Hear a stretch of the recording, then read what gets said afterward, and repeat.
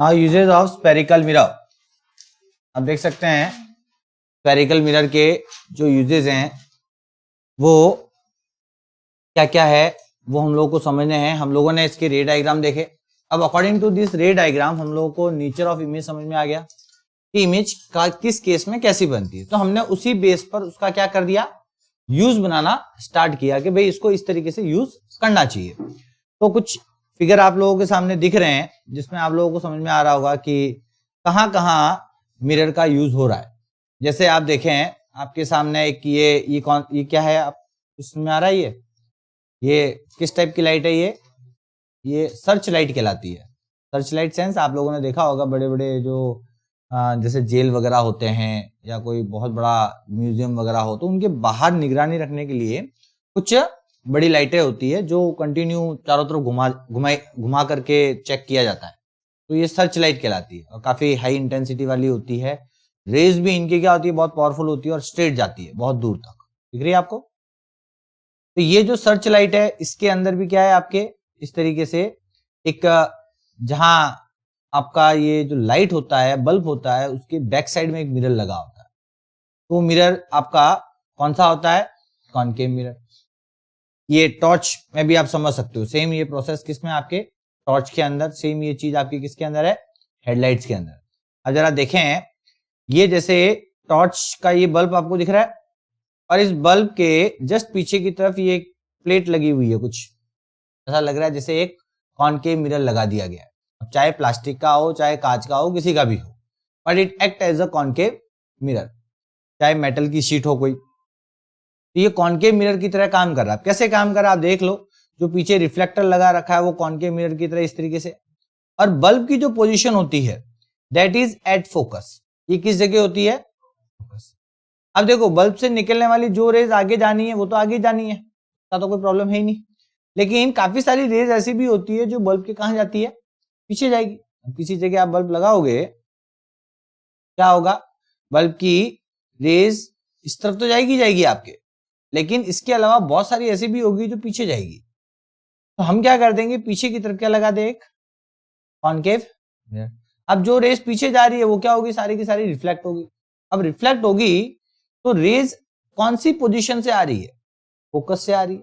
और फोकस से जो रेज मिरर पे आके टकराती है वो रिफ्लेक्शन के बाद कहां जाती है, पैरेलल टू प्रिंसिपल एक्सिस। तो सीधा सीधा है कि इस टॉर्च का जो प्रिंसिपल एक्सिस बनेगा वो ये स्ट्रेट लाइन बनेगी। तो ये सारी रेज जो जाएगी वो सीधी सीधी जाएगी, और इसी के साथ ये रेज जो है वो एकदम आपस में क्या होगी, पैरेलल, आपके जो भी सामने ऑब्जेक्ट रखा होगा उस पर ज्यादा से ज्यादा गिरेगी और हमको ये चीज क्या होगी, एकदम क्लियर नजर आएगी। तो हम लोगों ने क्या किया है, यहाँ पर इसका जो टॉर्च के अंदर जो बल्ब की पोजीशन को आपको कहां बना के रखना पड़ता है, फोकस की पोजीशन। ये देखो सब एप्लीकेशंस हैं, इनका क्वेश्चन बनाया जा सकता है लॉजिकल। हेडलाइट के अंदर भी कुछ इसी तरीके का केस है, आप लोगों ने हेडलाइट में देखी होगी। आपके एक बल्ब जो सेंटर में रहता है, एक साइड में भी रहता है, आप लोगों ने कभी देखा हो। अंदर दो बल्ब होते हैं, देखे कभी आप, ये वाला करते हो तो लाइट स्ट्रेट सीधी जाती है, और फिर जब आप चेंज करते हो लाइट को तो ये वाला बंद हो जाता है और ये चालू हो जाता है। ये चालू होगा तो इसके लिए प्रिंसिपल एक्सिस का बन गया, तो लाइट क्या आ जाती है, नीचे आ जाती है। देखा होगा, ये फील किया होगा। कुल मिला के ये आपके जो बल्ब की पोजीशन कहां रखनी होती है, इनको फोकस पे रखनी होती है। और फोकस पे रखने से क्या होगा, आपकी रेज जो है वो रिफ्लेक्शन के बाद सारी पैरेलल जाएगी और स्ट्रेट सामने की तरफ जो भी ऑब्जेक्ट पड़ा होगा उस पर गिरेगी। उससे वो ऑब्जेक्ट हमें क्या होगा, एकदम साफ नजर आएगा। तो सर्च लाइट के अंदर काम में आता है, हेडलाइट के अंदर कॉनकेव मिरर काम में आता है, टॉर्च के अंदर ये मिरर काम में आता है। इसके अलावा आप लोग डॉक्टर के पास गए हो तो एक डेंटिस्ट या नॉर्मली कोई भी डॉक्टर जो आपके बारीकी से जैसे कान के अंदर कुछ देख रहा है या आपके वही माउथ के अंदर कुछ देख रहा है, तो उसको लाइट प्रॉपरली क्या करनी होती है, उसको उस जगह पर गिरानी होती है। तो आपके जहां पर भी ये जैसे डेंटिस्ट के पास ये जो मिरर है, इस मिरर में भी आप देखें ये कौन सा मिरर यूज में आ रहा होगा, कॉनकेव मिरर। यहां पर भी कौन सा मिरर काम में आ रहा है, कॉनकेव मिरर। अब ये जो सर में जो ये लगाया गया है ये तो टॉर्च वाला केस हो गया एक तरीके से। ये तो सीधा सीधा क्या है, टॉर्च की तरह ही बल्ब जो होता है फोकस की पोजीशन पे रखना पड़ता है ताकि लाइट क्या हो, सीधी गिरे। लेकिन ये डेंटिस्ट वाला जो केस है, इसमें बताओ कौन सा वाला रे डायग्राम इस एप्लीकेशन के लिए सही है? कौन सा रे डायग्राम? हमने कॉन्केव के 6 पढ़े हैं, 6 में से यहां कौन सा केस सुटेबल लग रहा है आपको? अब देखो, आप थोड़ा सोचिए, इसमें डॉक्टर को देखना क्या है? टीथ। अब वो बाकी सभी केसेस के अंदर इस मिरर में आपने 6 केस में से 5 केस ऐसे देखे जिसमें सारी चीजें ऑब्जेक्ट की इमेज उल्टी नजर आती है। एक ही केस ऐसा था जिसमें ऑब्जेक्ट की इमेज सीधी नजर आती है। कौन सा वाला था? बिटवीन फोकस एंड ओ। अब ये दांतों की जो इमेज इसमें नजर आ रही है, उल्टी नजर आ रही है, सीधी नजर आ रही है? सीधी दिख रही है। जैसे दांत आपके ऊपर की तरफ ये पोर्शन है तो वहां अंदर भी क्या दिख रहा है? ऐसे दिख रहा है। मतलब यहां पर रे डायग्राम जो केस यूज में आ रहा है वो आ रहा है object is placed between F and O, focus और पोल के बीच में। और क्यों ये किया गया या क्यों यहां यूज हुआ? क्योंकि यहां पर एक तो मुझे सीधा देखना था, उल्टा मुझे देखना नहीं था। दूसरा, मुझे थोड़ा इमेज बड़ा देखना था। दांत काफी छोटे होते हैं, इंटरनल पार्ट है, काफी छोटा छोटा सेक्शंस होते हैं, तो मैं क्या चाहता हूं कि वहां पर मुझे थोड़ा सा सेक्शन क्या दिखे, बड़ा दिखे। अब आप सोचो, इसकी जगह मैं प्लेन मिरर लेता तो प्लेन मिरर सेम दिखाता। मैं अगर कॉन्वेक्स मिरर लेता तो कॉन्वेक्स मिरर इरेक्ट तो देता लेकिन छोटी इमेज देता है, इमेज बड़ी नहीं देता वो। तो फिर मेरे लिए सुटेबल क्या बैठता है? कॉन्वेक्स, कि सीधा भी दिखाएगा और बड़ी इमेज भी दिखाएगा। सॉरी, कॉन्वेक्स नहीं, कॉन्केव। कॉन्केव जो है वो इमेज सीधी भी दिखाएगा और आपके क्या करेगा, बड़ी भी दिखाएगा। तो इसलिए यहां पर डेंटिस्ट जो है आपके दांतों को चेक करने के लिए जो मिरर काम में ले रहा है वो कौन सा वाला है? Concave mirror. और वो यहां पर 6 पोजीशन में से कौन सी वाली पोजीशन को यूज करेगा? 6th जो हमने पढ़ी थी, बिटवीन एफ एंड ओ। अब 6th 4th नंबर देना तो गलत है क्योंकि कोई भी किसी भी हिसाब से अरेंज कर ले, लेकिन कंडीशन आप बताओगे यहां पर दांतों की पोजीशन जो होती है वो मिरर के हिसाब से कहां होती है? Between F and O, focus और पोल के बीच में। अब आप ज्यादा दूर रख के देखोगे तो क्या होगा? दांत उल्टे दिखेंगे, सही है। लेकिन आप नजदीक रख के देखोगे तो दांत जो है सीधे और आपके बड़े दिखेंगे। और वही डॉक्टर का मेन एम होता है कि उसको बड़ा दिखे, सही दिखे, ताकि वो सही से समझ पाए कि अंदर क्या प्रॉब्लम है। क्लियर? इसके अलावा शेविंग मिरर्स या ये आपके मेकअप मिरर जो आते हैं, शेविंग मिरर या मेकअप मिरर जो आते हैं, ये भी कैसे होते हैं? कॉनकेव के बने हुए होते हैं। किसके होते हैं? कॉनकेव के। कभी आप ध्यान से, अब देखो, नॉर्मली तो प्लेन मिरर अपन तो यूज करते हैं अपने तैयार होने के लिए या घर में जो लगते हैं, बट आप किसी प्रोफेशनलिस्ट के वहां चले जाओगे, वहां पर मोस्टली आपको, या आप ये यहां जाओ कभी शोरूम्स वगैरह के अंदर, जो आपको देखने के लिए जो मिरर देते हैं, है ना, ये इस टाइप के छोटे मिरर जो देते हैं ना, जहां पर आप देख सकते हो, वो मिरर कौन से बने हुए होते हैं? वो प्लेन नहीं होते, वो कॉनकेव होते हैं। अब कॉनकेव का यूज वही कौन से रे डायग्राम के लिए किया जा सकता है? कौन से वाली पोजीशन में? लास्ट वाली। क्योंकि मुझे मेरा फेस देखना उल्टा दिखेगा तो क्या काम का? हाँ, शेविंग यहां करनी होगी, यहां हो जाएगी, यही होगा, गड़बड़ी होगा, उल्टा दिखेगा चेहरा तो अंदर, तो प्रॉब्लम है। तो वहां पर एक तो इरेक्ट इमेज देखनी है। अगर आप अपने फेस देखने के लिए मिरर यूज कर रहे हो तो आपका पहला एम तो क्या था? सीधा दिखना चाहिए। और दूसरा, थोड़ा सा बड़ा दिखे ताकि मेकअप गलत ना हो, है ना, लाइनर एकदम बराबर लगे, लिपस्टिक बराबर लगे सबके, सही है। तो वहां पर क्या होता है? वो एकदम फेस बड़ा दिखने के लिए, तो यहां पर भी सेम कौन सी कंडीशन आ गई? बिटवीन एफ एंड ओ। आपका फेस उस मिरर के हिसाब से कहां होता है? बिटवीन एफ एंड ओ, ताकि उस मिरर के अंदर जो इमेज बनेगी वो आपकी क्या बनेगी? थोड़ी सी बड़ी बनेगी और सीधी बनेगी। समझ में आ रही है बात? देखो, हर केस में ऑब्जेक्ट कहां है ये आपको पता होना चाहिए, तो उसका एप्लीकेशन आप समझ सकते हो, अदरवाइज आप एप्लीकेशन नहीं समझ सकते। डिश, हमारे घर में डिश लगती है, यहां पर भी एक तरीके से वही मिरर वाला रिफ्लेक्शन होता है। डिश का शेप कैसा होता है? कॉनकेव मिरर जैसा। अब आप सोचिए, ये डिश जो होता है, इस डिश को हम बाहर लगाते हैं और बहुत दूर एक सैटेलाइट स्पेस के अंदर है, जिससे क्या आ रहा है, रेडिएशन आ रही है। अब दूर से आ रही है, एक तरीके से इंफिनिटी से आ रही है। इंफिनिटी से आने वाली रेडिएशन क्या हो गई, पैरेलल। तो हमने इसको ऐसा सेट किया कि सारी रेज उस सैटेलाइट से जो आ रही है वो उसके प्रिंसिपल एक्सिस से क्या आ रही है, पैरेलल आ रही है। अब प्रिंसिपल एक्सिस के पैरेलल आ रही है, अब वो जितनी भी सिग्नल आ रहे हैं, जो रेडिएशन आ रही है वो पैरेलल आ रही है, तो बेसिकली हमको उसको भेजना क्या है, हमको टीवी में देखना है। वो करना क्या है, वो टीवी चलानी है, टीवी में आना चाहिए सारा उसका सिग्नल का जो इंफॉर्मेशन है, जो भी वीडियोस वगैरह या हमारे टीवी में जो भी चैनल आते हैं वो टीवी में आएगा कैसे। टीवी का एक वायर आपने देखा होगा, सेटअप बॉक्स है, सेटअप बॉक्स से एक वायर निकलता है जो कहाँ जाता है, सैटेलाइट आपके ऊपर डिश से कनेक्ट होता है, और डिश का वो जो वायर है वो बेसिकली रिसीवर से कनेक्ट होता है।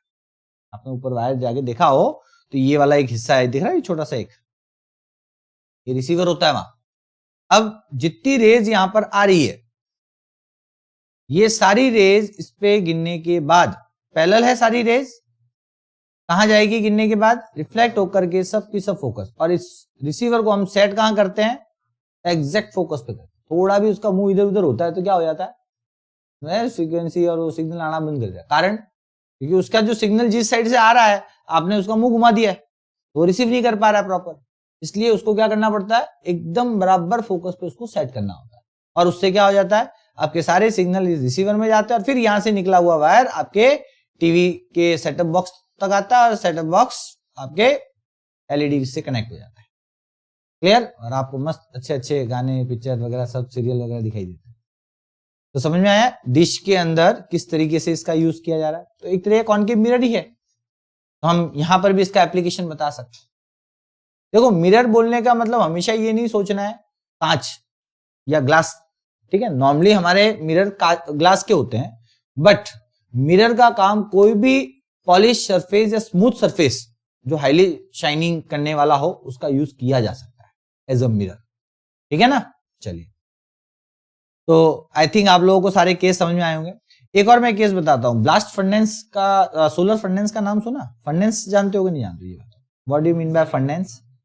फर्नेस क्या होता है, भट्टी बोलते हैं, दैट मीन्स सुने, ये अक्सर हाई टेम्परेचर क्रिएट करने के लिए एक स्ट्रक्चर तैयार किया जाता है। जैसे आप लोगों ने देखा होगा, ये आते हैं ना अपने शादियों में वगैरह, वो लगती है तंदूरी की भट्टी लगती है ना, क्या होता है उसमें, वो थोड़ा सा उसका स्ट्रक्चर ऐसा होता है कि अंदर हाई टेम्परेचर भी जनरेट करें, जितना करना चाहो उतना हाई टेम्परेचर जनरेट किया जा सकता है, और बाहर की तरफ उसका ज्यादा इफेक्ट नहीं पड़ता, तो वो इस तरीके का डिजाइन बनाया जाता है।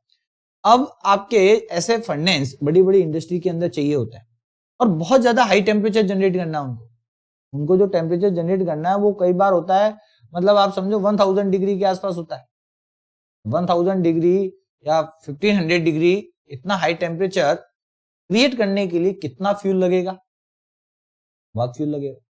अब हम क्या कर सकते हैं, उसकी जगह अगर मैं मान लो ये बिल्डिंग के आकार के होते हैं ये फर्नेस, ये भी बता दूं, बड़ी बड़ी बिल्डिंग के साइज के होते हैं, इतने बड़े बनाए जाते हैं। अब इतने बड़े फर्नेस में इतना हाई टेम्परेचर जनरेट करना, मतलब फ्यूल कितना लगता होगा, बहुत खतरनाक। अब यहां पर आप सोलर फर्नेस बनाओ, क्या करना है कि ये जो फर्नेस है इसका ये सेक्शन आपने हीट को रिसीव करने के लिए रख दिया यहां पर। अब आप क्या कर दो, इसके चारों तरफ लगा दो कॉनकेव मिरर, बड़ा सा, क्या कर दें, कॉनकेव मिरर इसके चारों तरफ। क्या होगा, सन की रेज आएगी, सोलर रेज। अब सोलर रेज से क्या होगा, जितनी भी रेज सन की गिरेगी वो सब कहां जाएगी। आप लोगों ने एक खेल तो पहले किया होगा, किया कभी, वो लेंस से, पता है वो है, पेपर जलाते हैं कुछ लोग मैग्नीफाइंग ग्लास से, तो वहां तो लेंस है, बट आप सोचे सोलर रेज में कितनी हीट होती है कि अगर एक साथ हीट, एक वो सारी रेज कंसंट्रेट कहीं हो जाए तो किसी चीज को जला सकती है, मतलब उसमें एनर्जी बड़ी खतरनाक है, हीट एनर्जी। अब वही हीट एनर्जी हम यहां यूज करें, क्या कर रहे हैं, सन से आने वाली सारी रेज जो आ रही है उसको रिफ्लेक्ट करवा के हम कहां भेज रहे हैं, इस फर्नेस के अंदर भेज रहे हैं। इससे क्या होगा, कंटिन्यू हीट मिलेगी, और बहुत बड़ा ये मिरर लगाया जाता है ताकि ज्यादा से ज्यादा रेज जो है वो क्या कर सके, वो यहां पर इस फर्नेस के अंदर भेजी जा सके। और ऑटोमेटिकली बिना फ्यूल खर्च किए आपके जो टेम्परेचर 1000 डिग्री 1500 तक का जो डिग्री तक का जो टेम्परेचर है वो जनरेट किया जा सकता है। तो ये आपके होता है सोलर फर्नेस, ठीक है, जो सन लाइट की वजह से हीट प्रोड्यूस कर रहा है। तो यहां पर जो मिरर काम में आ रहा है वो कौन सा है, कॉनकेव। फर्नेस की पोजीशन या हीट रिसीविंग जो एरिया है वो कहां होता है, फोकस पे होना चाहिए। क्लियर, लॉजिक समझ में आ रहे हैं सारे। तो इस तरीके से कॉनकेव मिरर के हम कई तरीके से यूज कर सकते हैं, मल्टीपल यूज हैं इसके। तो आप लोगों को लिखना रहेगा, मैं स्क्रीनशॉट ले लेना और कोई भेज देना। See first, concave mirror are use in torch, searchlight, headlights of vehicles to get the parallel beam of light. इस तरीके से parallel beam of light produce करने के लिए हम लोग टॉर्च, सर्चलाइट या हेडलाइट के अंदर इसको यूज करते हैं। They are use as shaving mirror, इनको शेविंग मिरर में भी हम यूज करते हैं to see the larger image of the face, ताकि हमको जो फेस जो है वो क्या है, थोड़ा सा बड़ा दिखाई दे। इसके बाद डेंटिस्ट के द्वारा भी इसका यूज होता है ना, जो आपके दांतों की इमेज को बड़ा देखना चाहता है तो वहां पर भी आपके कॉनकेव मिरर यूज में आ सकता है। और इसके अलावा बड़े कॉनकेव मिरर जो आपके to concentrate sunlight to produce heat in solar furnace, solar furnace के अंदर हीट प्रोड्यूस करने के लिए भी हम लोग बड़े कॉनकेव मिरर का यूज कर सकते हैं।